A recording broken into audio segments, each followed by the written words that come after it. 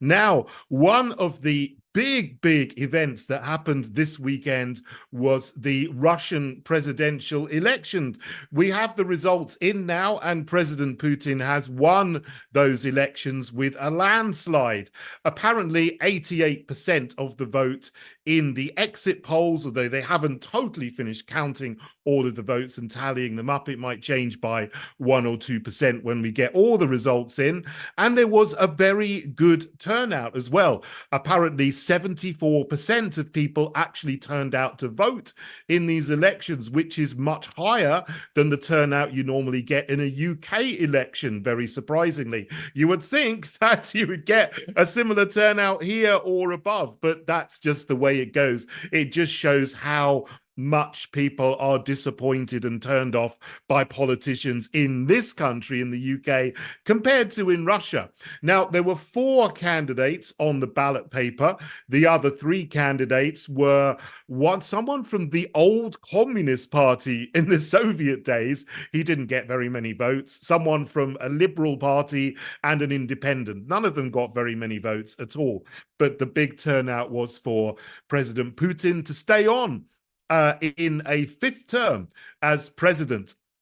And that included people who voted in the new areas of Russia that have annexed themselves: Crimea, Zaporozhye, Donetsk, Luhansk, and Kherson in the south and east of Ukraine as well. Now, the reaction from people in the West, including politicians in the ruling fake Conservative Party in the UK, has been predictably a little bit demented, and they are saying all kinds of things against the result of the elections there. David Cameron, the Foreign Secretary, said they are clearly not free and fair. And that was echoed by a statement from the White House in the United States of America. The German Bundestag put out a statement saying that this was a pseudo election. And in a newspaper yesterday, Grant Shapps, who is the Defence Secretary in the UK, put out some longer statements criticising the election and also President Putin himself. He said, this is Grant Shapps, called Putin a modern-day Stalin. I don't know where he's getting that from. He also says, this is a tyrant the West must stand up to. We have the means, but we need to show we have the collective will to win.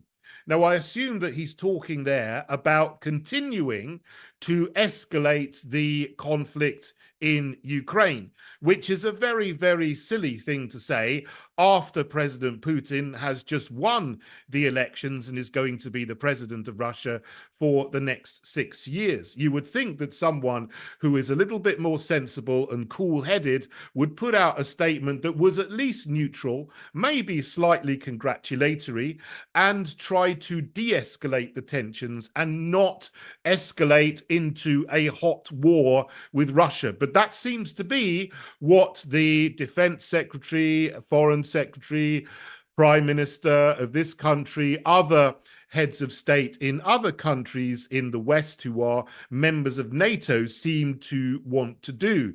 They could have taken this opportunity to say something sensible, but they're continuing their course of sending more weapons and more money to the Zelensky regime, and one of his ministers has just bought a £600,000 Rolls Royce. So it's good to see that our money is being used to give some kind of welfare to one of Zelensky's ministers. If you don't like that, then please don't vote for the fake Conservative Party or any of the other parties in Parliament who support escalating war, like the Labour Party and so on. And if you're in another country, you need to remove those people like Biden and Macron and Scholz at the ballot box and put in people who will be cool-headed and de de-escalate this situation in this war, which is one of the main things affecting our economies now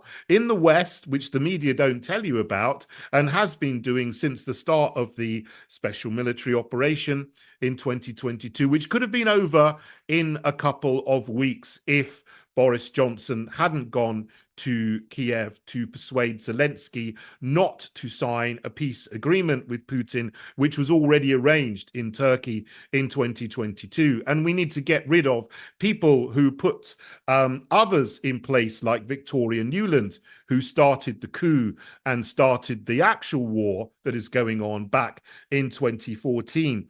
So I will say my congratulations to President Putin, as I would to anyone who wins an election who doesn't need to be an enemy of the West. And we could make a different future where we are partners with Russia rather than enemies. This is today's News Talk, TNT. Bringing you a world view. I like to hear what's going on around the world. Today's News Talk Radio, TNT. Welcome back to the David Kurten Show here on today's News Talk, TNT. And I have with me today Basil Valentine. Welcome to the show, Basil. Good morning, David, and hello to our viewers and listeners all around the world. I want to start, if I may, by just picking up on what you were saying about the newly re-elected President Putin and the way his words are framed in the West.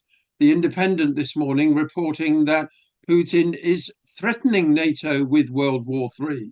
Live, Putin threatens NATO with World War III as he declares victory in sham election. Vladimir Putin, says the Independent, has warned NATO against any move that would risk direct conflict with Russia, saying it would be one step away from World War III. Asked about the dangers of a wide-scale NATO-Russia conflict, Putin said, everything is possible in the modern world. Now, that's very different from threatening the world with World War III. He is simply warning NATO against escalating. And it is, after all, NATO that has done all the escalation.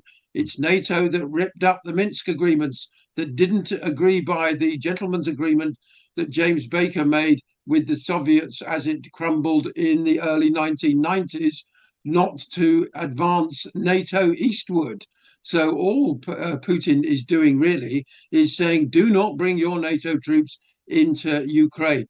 Meanwhile, last week, of course, we had that hysterical outburst from Macron saying that Putin would not stop in Ukraine and that if he isn't defeated in Ukraine, he'll be in Berlin and Paris next. All very, very dangerous talk, as is this talk of Europe being in a pre-war situation. It's very sad, really, that the last of the Second World War generation are dying off. Very, very few people alive who remember the horrors of that conflict. And it's absolutely ludicrous, as you rightly said in your opening monologue, that we have parties in power in Western Europe and in Washington who seem to want to endlessly escalate tension. Very, very dangerous, very, very stupid, David.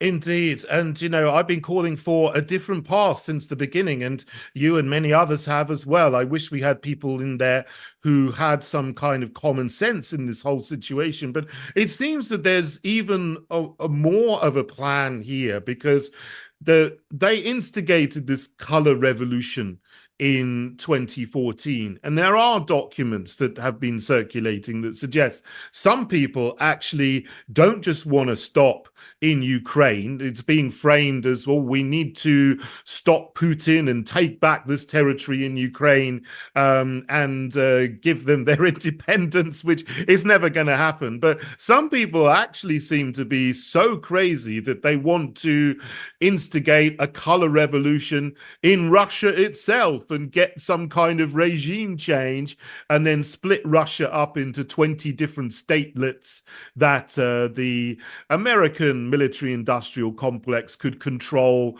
and exploit in the same way that they're actually exploiting Ukraine as well. Paying no attention to the ordinary people of these nations who are being fed to the meat grinder of the war on the front line, which has then descended across eastern and southern Ukraine.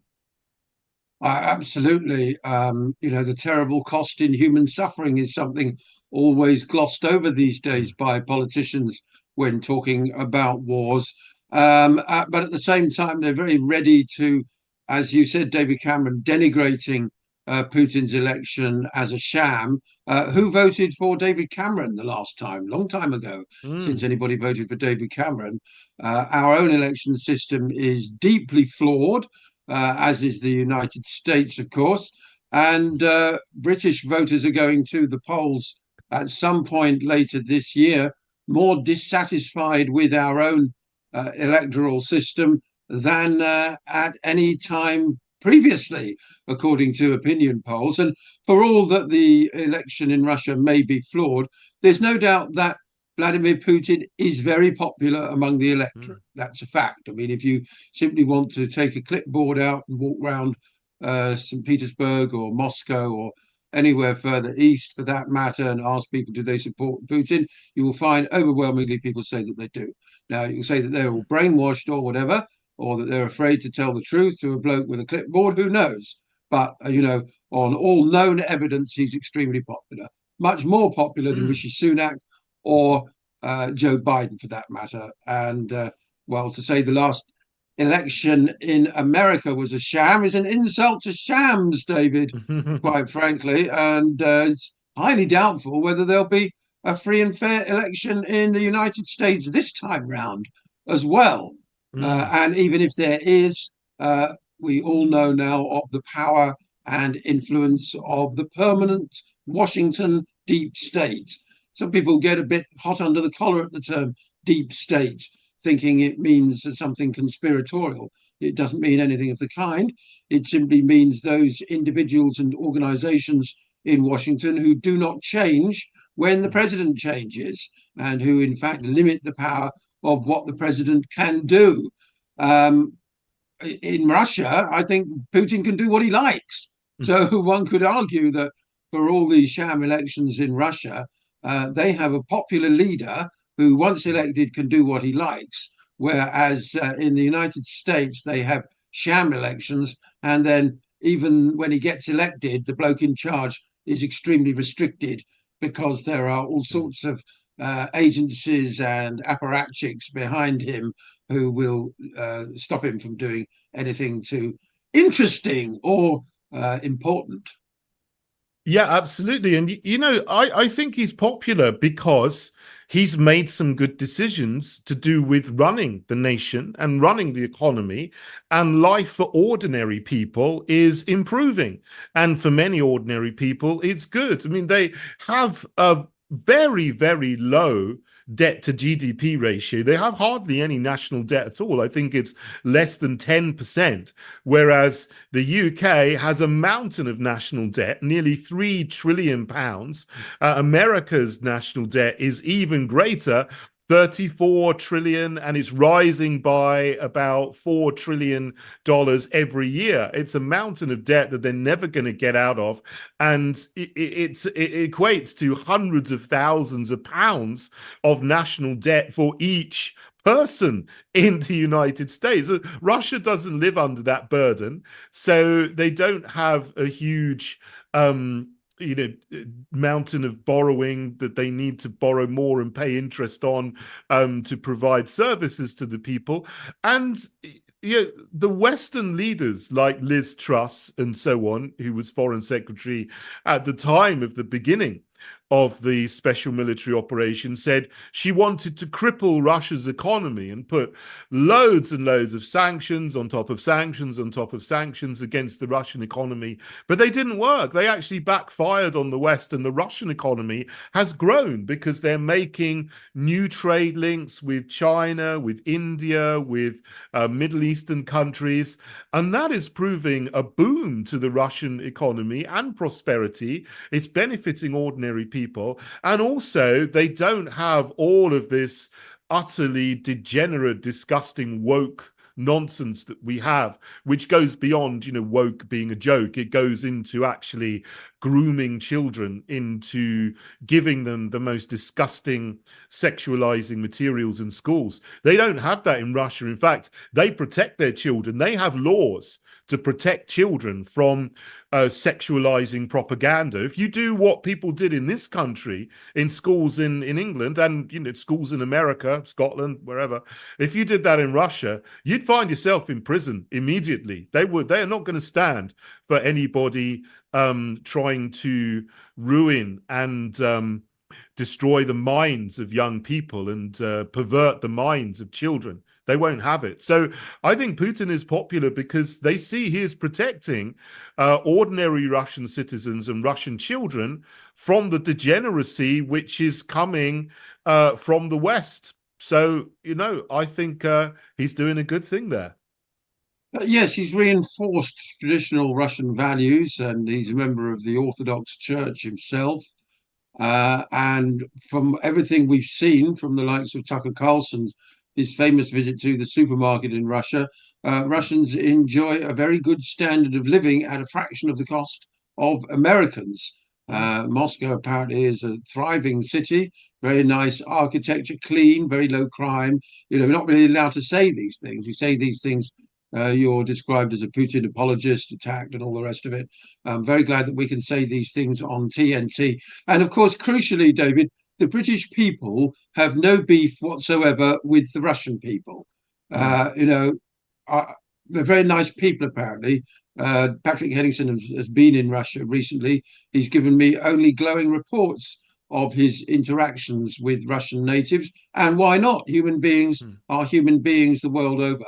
So I find it very depressing that we have a political class in the West who seem determined to stoke up enmity, even as far as orchestrating armed conflict between peoples who have no wish to be enemies with each other. And that's why we need a political revolution in Britain, David. People from both left and right are saying that the authoritarian centrists who seem to want, rather than peace, they want war, rather than prosperity, they want austerity, and rather than freedom, they want authoritarianism. And that sums up both the two main parties in Britain. So it's hardly surprising that 79% of politicians in a recent survey said that, 79% of people in a recent survey said politicians don't listen to people like me. Simple as that. Indeed, yeah, indeed. I see that, and our politicians in this country are completely out of touch with ordinary people on this issue and many, many others. Basil, thank you so much for joining me. It's been a great pleasure to talk to you today about this very important topic.